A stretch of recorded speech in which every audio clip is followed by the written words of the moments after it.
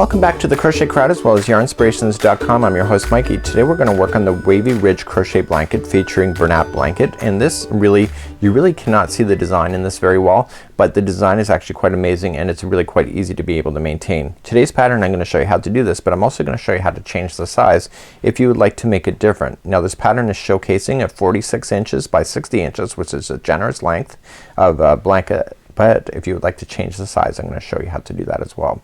So grab your 8mm size L crochet hook and your Bernat blanket and let's get going.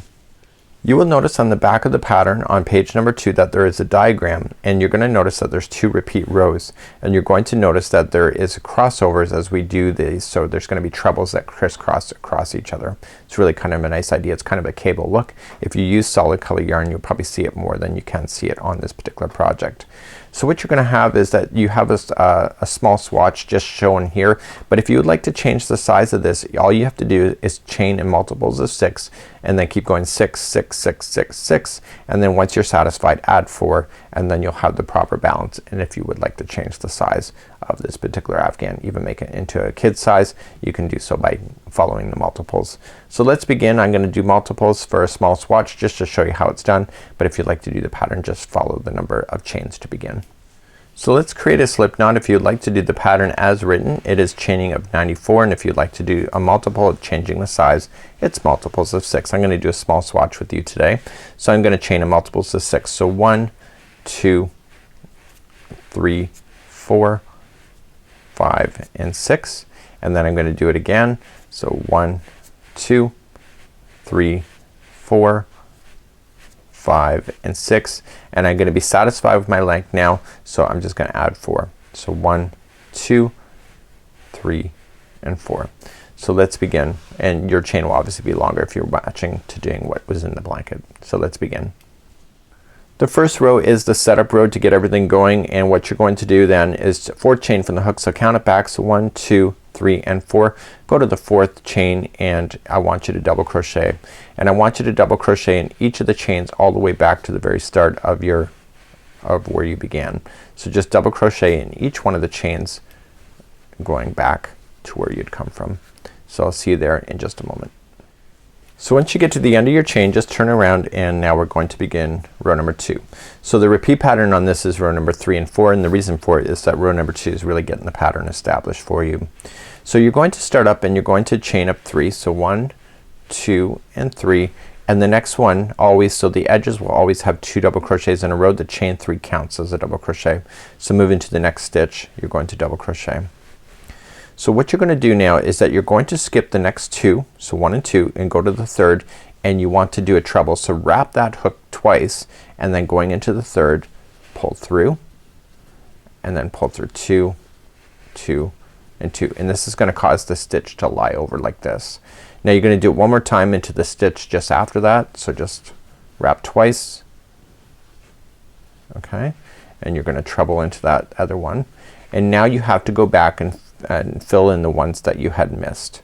Okay, so to do that is just wrap the hook, okay, and just shift it in behind and get that stitch, that the first one. See that there's 2, so just get that first one, okay, so it's the furthest one away, and treble into that one.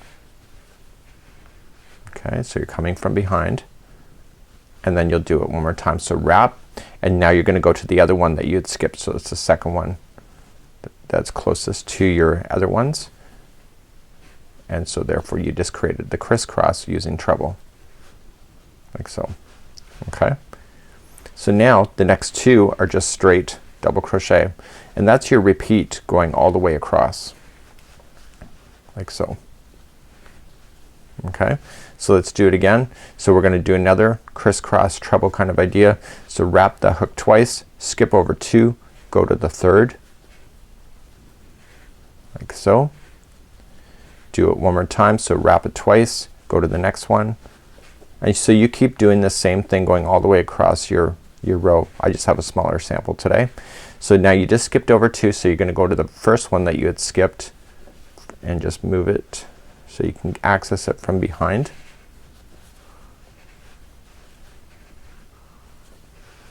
And then do it again to the other one that you had skipped. Now it gets a little awkward when you're first doing it for the very first time, these kind of stitches, but as a experienced crocheter like I am, it's not really a big deal. So you end up with these beautiful crisscrosses that show up. So the final 2 stitches in your row, once you get all the way to the end, will just be a straight double crochet.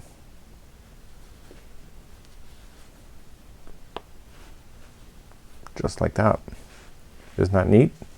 So let's turn our work and go for row number 3. So let's turn our work and go for row number 3. So row number 3 is really just kind of what we've already know how to do. It's just really quite simple. And so you're gonna chain up 2, or sorry, chain up 3. That's your double crochet in the side. You're gonna double crochet the next one. So there'll always be 2 double crochets that separate all of these pieces from each other. So now you're going to do your crossover, okay? So now you're gonna come over to the very first one, like so.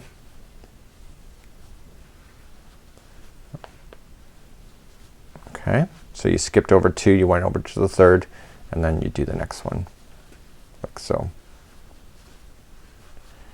Now if you want a really kind of a cool ridge, you have a choice. You can either go like this and come it from the back, okay? Or what you can just do is, if you're really careful, just access it from the front, and this will make those ridges look like they're coming from the front side of it. So if you do it from the front, just move things out of the way in order for you to see it, okay? And then you do it again to the other one that you skipped. It takes a little bit of getting used to if you do it that way, but there is a definite difference of the way that it will appear versus one versus the other. So what can happen is then you can have these ridges coming up on the front, and it will, same thing will happen on the back, where it'll look like it's zigzagging all the way up. If you go it from the back side, what happens is that you end up with ridges that all look like they're in the same direction. So let's continue along. So the next 2 are double crochets. Okay, so let's do a crisscross. So the first one is just coming over straight over. So that's not really your decision power on how you make those look. It's the second time that you do it is making it. So if you do it from the other side, what's gonna happen is that this one will pop out like this one does. But if you come at it from the front, okay, so wrap going into the first one you skipped, just manipulate it so that you can get access to it, is that you can continue those ridges all the way up. And then do the second one. It's easier to access them from behind than it is the front, but the look is completely different. So then the last 2, once you get all the way to the other side, is just gonna be straight 2 double crochets into the final 2.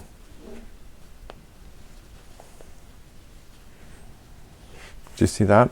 So do you see that it's kind of like a chevron shape? So it wouldn't be like that if you accessed it from the back, and it will appear like that on the other side too. So let's turn our work and do the next row. So the next row is very simple, just chain up 3. Okay, the next one is a double crochet. So this one here is that you're going to treble and skip 2, go to the 3rd. And this side, when you're going to do this one, I would keep those other trebles on the back side of the project. I think it says that in the project too, by the way. So I'd keep it on the back side to keep these ridges continuing to go up, so then when you access these ones, access it from the back.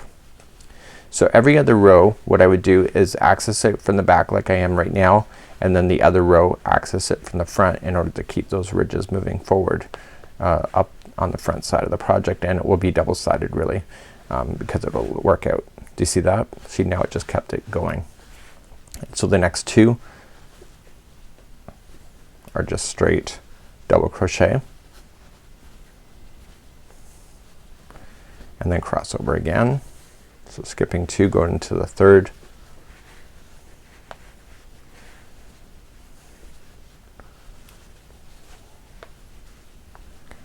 okay, and then you're gonna go this side, you're gonna go to the back. So just watch where those ridges are, and then you can make an informed decision.